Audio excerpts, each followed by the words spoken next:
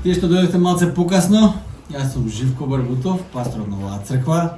Среќна нова година и Христос се роди. Црквата се поздравувала со тој поздрав многу години после Божик. Да знаете дека тоа не трае само денот Божик, туку црквата се поздравувала 40 дена после Божик со тој поздрав. Христос се роди. Ние сме црквата. Ние сме црквата. Има многу нешта кои се борат за нашето внимание, за нашето време, за нашата енергија, ресурси, што и да е. Но ова година се молам дека нашето внимание ќе го насочиме кој на вистина може да донесе некаква промена, бидејќи ние сме црквата. Сега да го запамтите тоа, дека ние сме црквата. Верувам дека многу луѓе, почнувајќи од политичарите до поимани тие што се задолжени за индустријата, за забава, ќе ни ветуваат по-добро живот, ќе ни ветуваат по-интересни работи. Јас верувам дека еден може само да ни даде по-добар живот, тоа е Исус Христос, бидејќи ние сме црквата. Може би периодов правиме новогодишни резолуции, ветувања за оваа година, не знам дали правите вие. Обично луѓето на почетокот на годината се ветуваат нешто дека ќе прават или ќе стасат некаде до крајот на таа година, или ќе направат нешто што досега не правеле и така натаму, ќе се ветат на себе си, прават некакви резолуции, ветувања. Да не забораваме, тоа уште едно ветување да се го дадете на себе. Да разберете уште повеќе што значи тоа дека ние сме црквата. Ние сме дел од заедница која обстоила многу време. Веќе 2000 години постои црквата. Господ ја чува црквата. Од многуте нешта кои ќе можеш да си ги ветриш за оваа година, речиш јас верувам дека секогаш ни потребен некој нов почеток. Мене ми треба. Кога ќе дојде јануари, тоа многу ме потсетува дека нешто ново почнува. Едно ново одбројување, една нова надеж, една нова прилика, една нова шанса за оваа година да нешто постигнам, да нешто направам. Може би не сум стасал таму кај што сакав да стасам минатата година, но сега оваа година имаме шанса. Имаме нова шанса. 1 декември, сега веќе е 9 декември, овој 9 јануари се извинувам. Значи на почетокот сме, не сме на крај, на почетокот сме. Се уште имаме време да си ветиме нешто, да направиме некаква новогодишна резолуција кај сакаме да стасаме.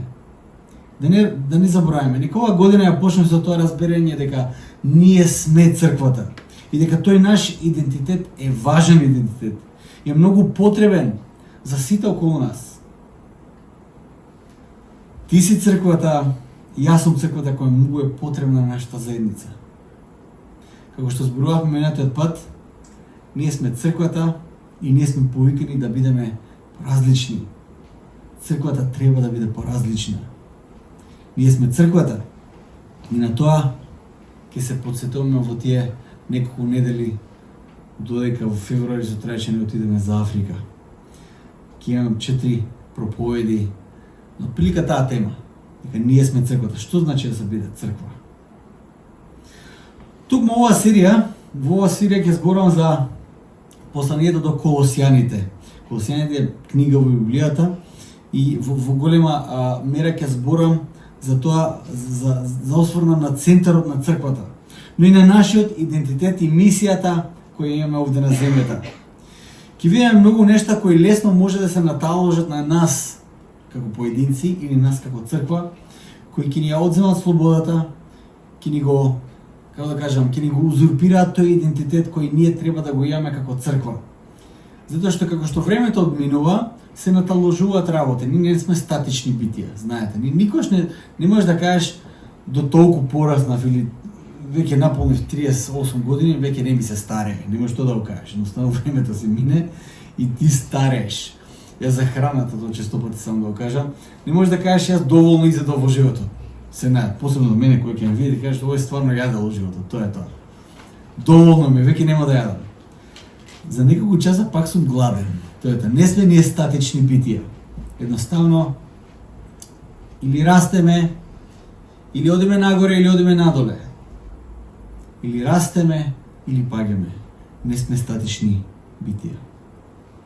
Преку зборовите на апостол Павле упатени до црквата во Колоси ќе се потсетиме на некои нешта кои се важни за нас, но и ќе откриеме некои нови нешта за нашиот идентитет како црква. Јас сега сакам да го прочитам текстот за денеска. Се наоѓа во Колосијаните, првата глава, 15 до 20 стих. Слушајте внимателно. Текстот е малце покомплексен, малце потеолошки, вака обемен, длабок, и јас се надам дека како прво е убаво да се слушне овој текст, а второ ќе го обработиме малце и ќе видиме малце историја за овој како тој текст уствари каде тој текст бил многу употребуван и користен. Или вака. Тој, се мисли на Исус, е слика на невидливиот Бог, првороден пред секое создание, бидејќи преку него е создадено се што е на небесата и што е на земјата, видливо и невидливо, било престоли, било господства, било началства, било власти. Се е преку него и за него создадено. Тој е пред се и се во него стои. И тој е глава на телото, односно на црквата. Тој е почеток, првороден од мртвите, за да има првенство во се. Бидејќи во него благоволи Отецот да ја насели сета полнота и преку него да измири се со себе, или земно, или небесно, творејќи мир со крвта на неговиот крст. Амин. Ако досега немате воопшто читано Библија, ова што сега ќе ви го прочитав, ќе кажете, вау, што е тоа, човече, ништо не разбрав. Малце комплексен текстот, затоа што има многу теологија. Тоа во суштина, ова што овде апостол Павле го пише во црквата во Колоси, овој текст што го прочитав, тие 5 стиха, е рано христијанска химна за божественоста на Христос. И затоа е така малце по мелодична, како да кажам, има ритам дури самиот текст кој е напишан. Црквата во Колоси е црква која апостол Павле се уште не ја посетил до тој момент до кој го пишува ова писмо. Тие ниту го виделе него, ниту тој ги има видено нив, само слушнале еден за друг. Павле слушнал многу за црквата, со него има еден соработник кој во мисијата кој е пратен од таа црква, така да му помага. И преку зборовите на тоа што другите го кажеле за црквата и на црквата и кажеле за апостол Павле, се одвива тој однос, многу интересен однос. И апостол Павле им го праќа тоа писмо на таа црква. Ова писмо апостол Павле го пишува додека се наоѓа во затвор, тоа се претпоставува, и веројатно во истиот тој период тој го пишува и писмото до Ефесијаните. Две писма кои апостол Павле ги пишува до црквата во Ефесијаните и во Колосијаните, писмата кои се во Библијата, се пишувани во тој исти затвор и се адресирани до тие две цркви. Една од главните теми на кои пишува Павле во ова писмо е правоверието или православието, ортодоксноста на црквата, на верата која треба да имаме и опасноста на тоа црквата да биде изложена на лажните учители кои врбуваат црквата со човечки пракси, традиции, филозофии, мудрувања, што и да е. Апостол Павле го адресира тоа. Апостол Павле зборува за Христовото тело, кое е црквата, зборува и за Христовото дело, кое е на крстот, кој ослободува и кој дава на црквата еден нов идентитет, еден нов фокус. Во исто време и дава нова цел и сила да живее нов живот на земјата. Апостол Павле во центарот на постоењето, во центарот на историјата, во центарот на целото создание го става Исус Христос. И не само во центарот, тој Исус го става и наоколу, во се што опфаќа и во центарот и преку се остава Исус. Но да почнеме од нашиот текст од почетокот. Само да кажем дека текстот кој го прочитавме е многу комплексен и е химна од, како што кажав, од која раните црковни оци многу црпеле за нивната теологија и денес само ќе се осврна на некои нешта кои јас сметам дека се важни да ги кажам, а не насочуваат кон она што сакам сега да ви го искомуницирам и тоа што сакам да го научиме. Овој текст почна со една многу интересна реченица. Апостол Павле вели, тој е слика на невидливиот Бог. Христос е видлива слика на невидливиот Бог. Таа химна почнува со овие неверојатни зборови. Веруваме ние во Бог кој не се гледа. Но сега го гледаме. Овде зборот слика е грчкиот збор икон, или зборот од кој произлегува зборот икона, нели иконите што ги има во црквите. Апостол Павле вели, имаме сега слика на невидливиот Бог, а таа слика е Исус. Јас верувам вака, дека како евреин од први век, како фарисеј и да кажеме радикален верник како апостол Павле, ако апостол Павле бил деснак и пишал со десна рака, верувам дека за да ја напише оваа реченица му требала левата рака да ја држи вака, за да напише таа реченица, да не му избега десната рака. Зошто? Од самиот почеток, кога Бог ги повикува израелците да бидат негов народ, па и ниси сета историја, тие имаат проблем да ги почитуваат првите две заповеди од 10 заповеди кои Бог ги дава. Очигледно е дека ако некој ти даде 10 правила, првото веројатно ќе биде најважното. Па второто ќе биде помалку важно и така до последното. Ама 10 заповеди сите се исто важни. Ама дури и во тие 10 заповеди кои се исто важни, првата би требало да биде најважна. А првата заповед е немој други богови освен мене. И за поважно од тоа, здравје. Во сите тие години низ историјата, израелците имаат проблем токму со тие две заповеди најмногу.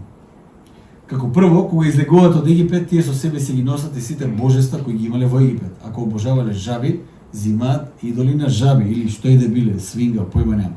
Мали идолчиња си ги зимаат со себе. И излегуваат од робството, Бог прави чудо пред нив, но тие во джебот си ги имаат тие идоли со нив за секој случај. Тоа е првата работа, ја прекршуваат првата заповед. Втората заповед, знаете ли колку време им треба да ја прекршат? Многу малку време, отприлика 2 недели. И тој моментот кога тие стоят пред планината Синај и кога Мојсей оди да ги зема 10 заповеди со камените плочи, верувам дека тие слики ги знаете, воопшто да не сте читале од Библијата, знаете за што зборувам прилика сега.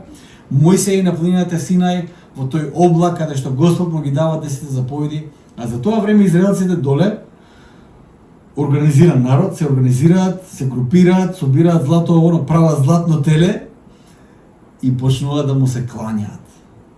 Отприлика толку време им требаше да ги прекршат тие две важни заповеди.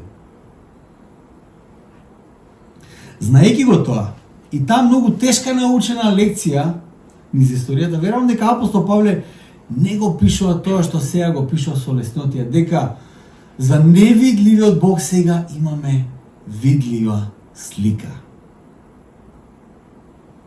Верувам дека постои многу силна причина за апостол Павле да го напише тоа и тоа да се развие во една рано христијанска химна.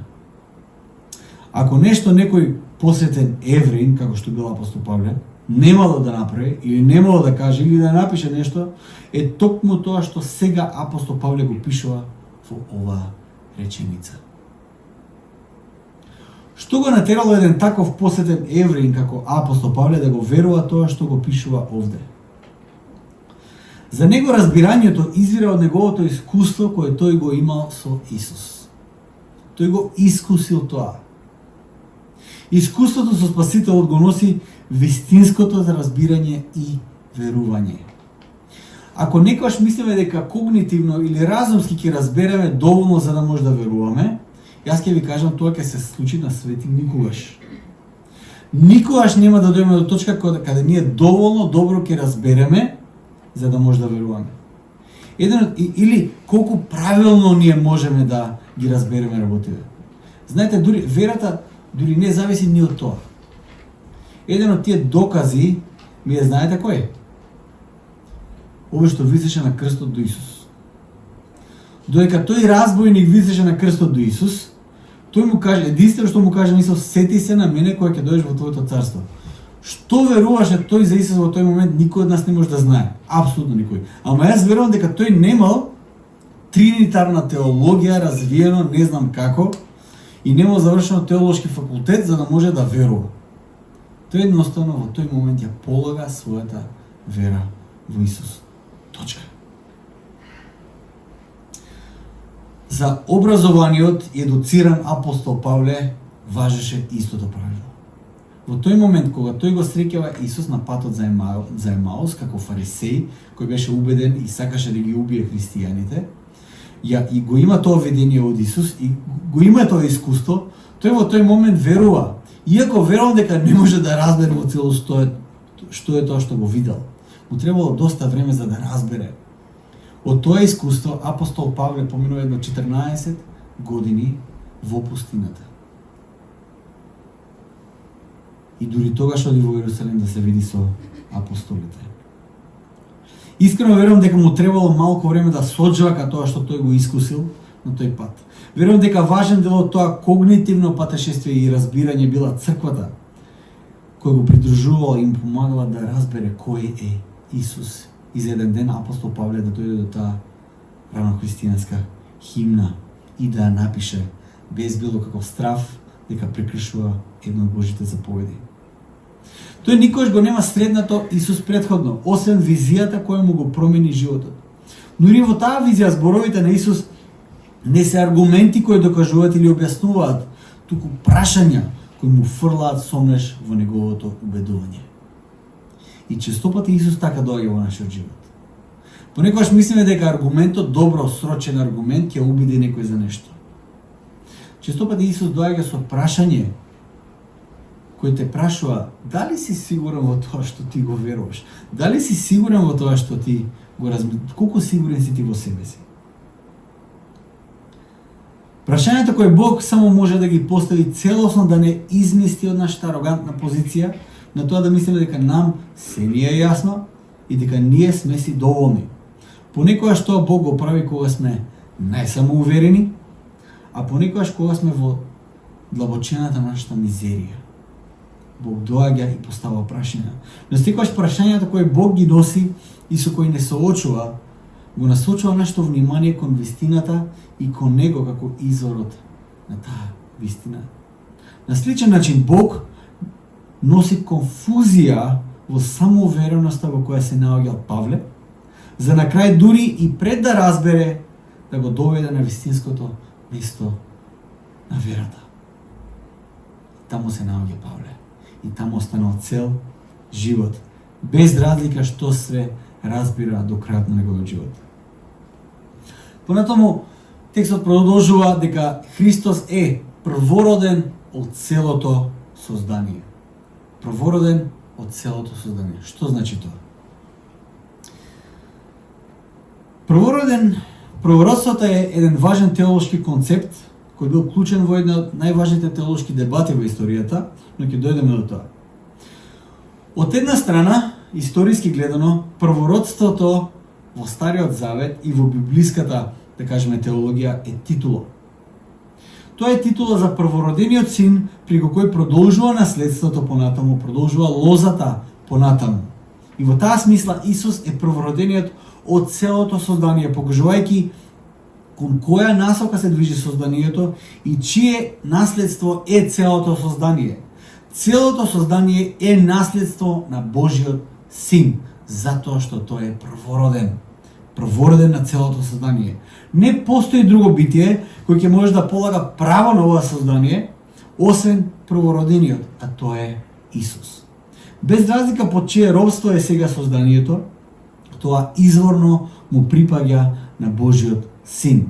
И тој тоа создание ќе си го откупи и ќе го освои. Ќе го порази оној кој се дрзнал да го присвои тоа создание. Како што ќе видиме показано во текстот, токму тоа Исус и го направи преку крстот. Исус доаѓа на овој свет и вика: ова е мое наследство. Ова е мое. Јас ќе го откупам. Концептот дека Исус е роден исто така доаѓа до израз во време на една од најголемите контроверзии во црквата, тоа е аријанската контроверза. Тоа е веројатно еден од најважните моменти во историјата на црквата по прашање на христологијата, по прашање на тоа кој е Исус. Тоа што ние го веруваме денес за Исус. Еден од бискупите во 4 век издело се еден аргумент дека Исус е дел од созданието. Највозвишениот дел, најсличниот на Бог, ама е создание. Тој период од црквата во историјата е познат како аријанската контроверза. Арија бил бискуп која подигнал таа контроверза. И црквата во 4 век одговорила на тоа со исцрпни теолошки преписки, дебати, многу филозофски расправи. И да ви кажем, ако земете да читате, ќе видите до какви детали одат. И ќе видите колку, како да кажам, бискупите во тоа време не биле, имало и политика многу, и во тогашно време, но пред се тие биле филозофи, биле теолози, знаат зашто зборуваат и многу добро баратаат не само со Библијата, туку баратаат со филозофијата, баратаат со сите тие можни термини кои ние денес може не ги разбираме. Тие пишувале многу исцрпно за да ја објаснат Христовата природа и да го објаснат Христовото вечно постоење со Отецот. Црквените оци, поточно, еден од најгласните бил Атанасије, зборува за Божјата волја и за Божјата природа. Тој за Христовото вечно постоење со Отецот, за фактот дека е без почеток и е различен од созданието кое има почеток, го објаснува преку тоа што ги разликува Божјата волја и Божјата природа. Тој дава еден едноставен аргумент, дека по волја Бог создава, но по природа Бог раѓа. Секако тоа е многу покомплексна дебата, но тоа е почетната точка од која ние можеме да почнеме да разбираме разликата помеѓу Божиот син кој е првороден по титула и е наследник на се, бидејќи тој по природа вечно се раѓа од Отецот, од Таткото и е без почеток и вечно постои со Отецот. Додека созданието е производ на волјата Божја и тоа има свој почеток. По тоа синот, како што велат црквените отци, е различен од созданието.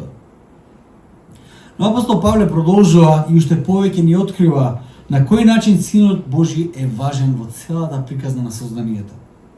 16 и 70 стих вели вака: преку него се е создадено. Небо, земја, видливо, невидливо, престоли, власти, господари, авторитети, се е создадено преку него и за него. Тој е пред сите нешта и во него сите нешта обстојуваат. Ако има момент во кој апостол Павле го прави Христос се во се и секога е за него, тој е тој момент. Исус го прави се опфатна реалност на целото создание. Тој е гравитацијата околу која гравитира целото создание, причината за постоењето на целото создание и сеопфатната реалност во која постои целото создание. Апостол Јован ќе запише вака. Неговото евангелие почна со зборовите: зборот стана тело. Вечниот збор, логосот, стана тело. Доколку го читаме воветот во тоа евангелие според Јован, ќе можеме во целост да го разбереме тоа што апостол Павле го зборува тука. Иначе, тоа што апостол Јован го пишува во неговото евангелие за логосот, за зборот кој постоел од секогаш, концептот за логос, кој е причината за целото постоење, не е нешто ново кое апостол Павле го пише овде или Јован го измислил. Всушност во грчката филозофија веќе долго време се зборувало за логосот, како концепт кој дава смисла и форма на целото создание. Грчките филозофи од 6 век пред нашата ера доаѓаат до тој концепт дека мора да постои некаков логос помеѓу Бог и созданието, мора да постои некој логос кој ќе му даде форма на тоа создание, ќе даде разум, ќе даде некој ред во тој хаос во кој се наоѓа светот. И филозофски доаѓа до тој концепт на логосот. Кога апостол Јован го пишува тоа негово евангелие, ќе каже да, тоа е така, логосот постои, но дај јас да ви кажам кој е тој логос. И апостол Јован пишува за Исус. Логосот е разумот и редот во созданието. Тоа го заклучиле грчките филозофи. Апостол Јован пишувајќи дека логосот или зборот, оној вечниот Божи збор, кој вечно постоеше со таткото стана тело и стана еден од нас, го кажува тоа, токму тоа што апостол Павле го пишува овде во овој дел. Се е создадено преку него и се е создадено за него и се обстојува во него. Не постои ништо што е создадено, а да не е создадено преку него, или да е создадено, а да не е за него. Исус е причината за се. Вечниот Божи збор, Логосот е причината, двигателот на апсолутно се.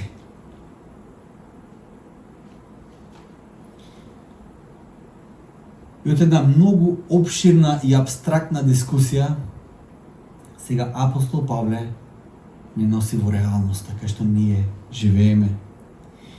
И во 18 стих апостол Павле кажува: и тој е главата на црквата. Тој е почетокот, првородениот од мртвите, има предимство во се.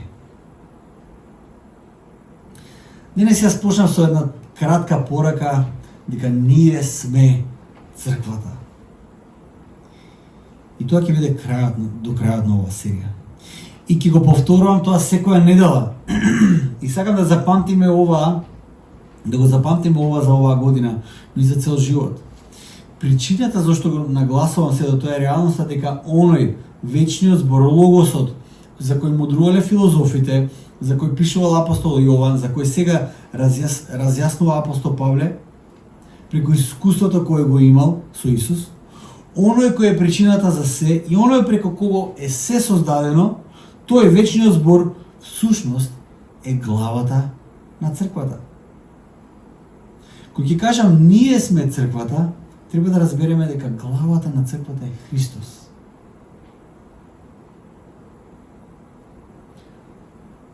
Од него извира волјата и животот на црквата. Нашиот идентитет во целост зависи од Исус. Секоја расеганост или скршнување од тој факт и верување го узурпира нашиот идентитет. Ја имаме честа вечниот збор да биде главата на црквата, а ние да бидеме неговото тело овде на земјата. Побо апостол Павле не може да го стави тоа, за да го разбереме колку важна е црквата на земјата. Ако Христос е главата на телото кое е црквата, а ние сме црквата, тоаш колку важна е црквата на земјата? Колку важна е мисијата на црквата на земјата? Ако ние сме телото на оној преку кого е создадено се и за кого е создадено се, тогаш каква важност има црквата овде на земјата? Не оваа локална црква, сеопштата црква во целиот свет. И апостол Павле не застанува тука. Тој вели вака: во него благоволи Отецот да ја насели сета полнота. Тоа може малце ни нејасно што значи тоа. Што значи дека Отецот, таткото благоволи во него да ја насели сета полнота. Знаете, за Исус многу денес ќе се зборува дека е голем учител, добар човек, водач и силен или не знам што. Но за христијаните тоа е, да кажеме, секундарно. Тоа е секундарна работа.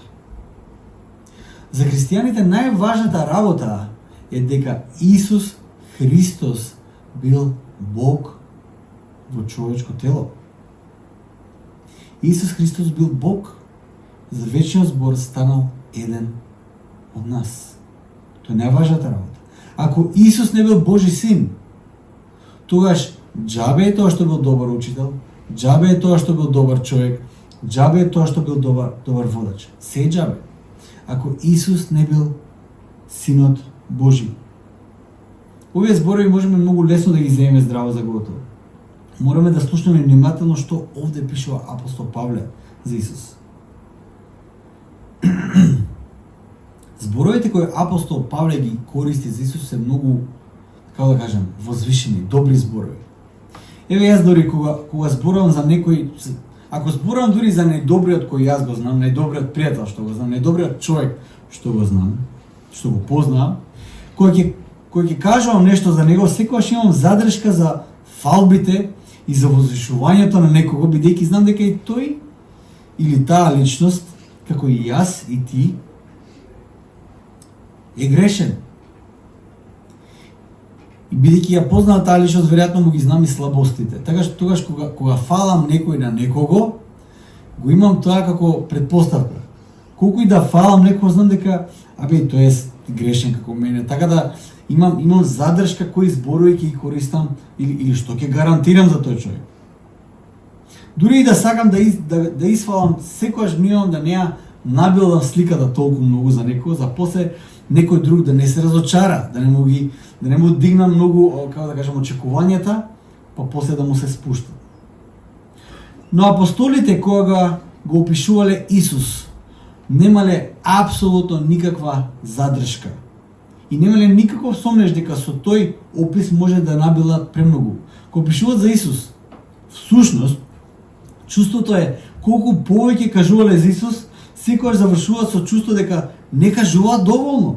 Бидејќи што и да кажат за Исус, сепак тој е поголем и позначаен и подобар од она што тие можат да го изразат. Такво чувство имаат апостолите. Колку бил добар Исус. Колку бил значаен Исус. Се што зборуваме досега апостолите, тие возвишени теолошки нешта ги потврдија токму во овој момент наназад, отелотворувањето, искуството кое тие го имале со Исус.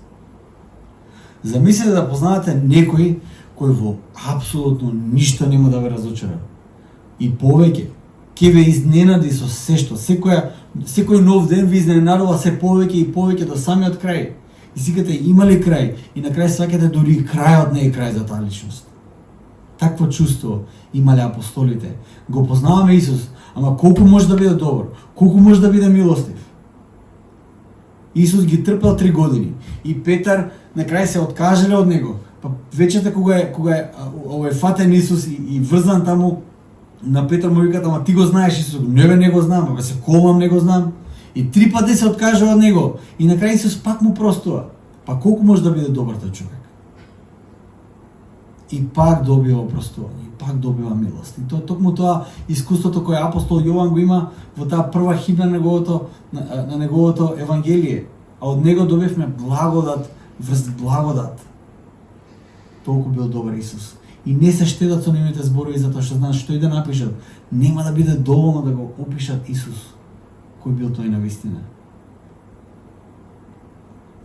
Отелотворувањето е она што сето претходно кажано за него во абстрактна смисла на зборот го потврдува. Христовиот земен аспект, она што апостолот го пишува во 19 стих, е нешто што христијанството го двои од сите други религии. Без тој аспект, без отелотворувањето, без тоа да Бог стане човек, ние ќе зборувавме за еден абстрактен Бог кој е само во некакви детали поразличен од божествата на сите други религии. Но воплотувањето, отелотворувањето е историски момент кој е опишан во историјата. Христовото отелотворување, населувањето на сета божествена полнота во човекот, смртта на крстот и воскресението се оние нешта кои ги потврдуваат сите претходни теолошки верувања за Бог и за Исус. Замислете само, сите тие нешта се кажани за личност која одела на земјата, која јадела како јас и ти, која била извалкана некоја штука како јас и ти, кој спил и функционирал како јас и ти, кој страдал како јас и ти, кој се радувал и се смеел како јас и ти, кој гладувал, жеднел, учел, чувствувал, бил искушуван како јас и ти. И се останато како јас и ти. За таа историска личност апостол Павле ги кажува сите тие безвремени нешта. И тоа што е интересно е тие што него лично го познавале, едноставно без било какво двоумење, ќе ги потврдат сите тие нешта за таа личност. Биле сведоци, кажуваат да, таков беше Исус. И како што кажа, Сегаш кога пишувале за него, се чувствува дека дури им фалат зборови да го опишат доволно добро за да го објаснат на нивните слушатели. Затоа се служиле со сите тие возвишени слики за Бог од Стариот Завет, но и како и апостол Павле во овој случај се служи со оваа прекрасна химна за Христос во која ние сега учиме кој бил тој. Доаѓаме до последниот дел од овој текст. Во 20 стих вели преку него во себе Бог измири се, помири се, донесе мир во се, на небото и на земјата. А како тоа го направи? Создаде мир преку крвта на неговиот крст. Токму овој момент е врвот на сета теологија и подврата за сите тие возвишени нешта кои се кажени за Христос досега. Крвта на неговиот крст. И моментот на кој Христос беше крунисан на земјата. Моментот на неговиот крст е моментот кога Исус станува цар. Тој е моментот кога Христос го враќа мирот или носи помирување помеѓу Создателот и созданието. Преку крстот Христос го ослободува ова создание од прангите и робството на сотоната. Исус кажува, ова е мое. И тоа можеше да го направи само Христос, преку кого и за кого се е создадено. Единствено тој можеше да дојде да каже ова е мое и да го ослободи. Верувам дека токму тоа е искуството на секој кој овде седи и својата вера ја положил во Христос. Во еден момент сте почувствувале како Исус ви вели ти си моје дете. Јас сакам да те ослободам. Јас сакам да ти донесам мир. Сакам да те благословам. Ти си моје дете. Тоа е чувството кое го добиваш кога имаш средба со Исус. Ти си моје дете. Знам дека немаш мир, но јас имам мир за тебе. Јас сум твојот мир. Ти си моје дете. Знам дека сега се чувствуваш заробен, дека не можеш да си помогнеш, дека не знаеш на каде да фатиш. Јас имам цел за тебе. Јас имам добрина за тебе. Јас имам дарови за тебе. Тој е моментот кога Исус доаѓа во нечи живот и кажува ти си сега моје дете, ти сега ќе можеш да уживаш во слободата за која ти си создаден. Токму тоа Исус го прави со овој свет. Токму тоа Исус го прави преку жртвата на крстот. Отворувањето, крстот, воскресението завршува токму на тоа место. Местото каде Бог тебе те наоѓа, те повикува и те љуби во целост, те очистува, те ослободува и ти носи мир. Токму затоа, тој е најголемиот, тој е вечниот, преку кого и за кого се е создадено.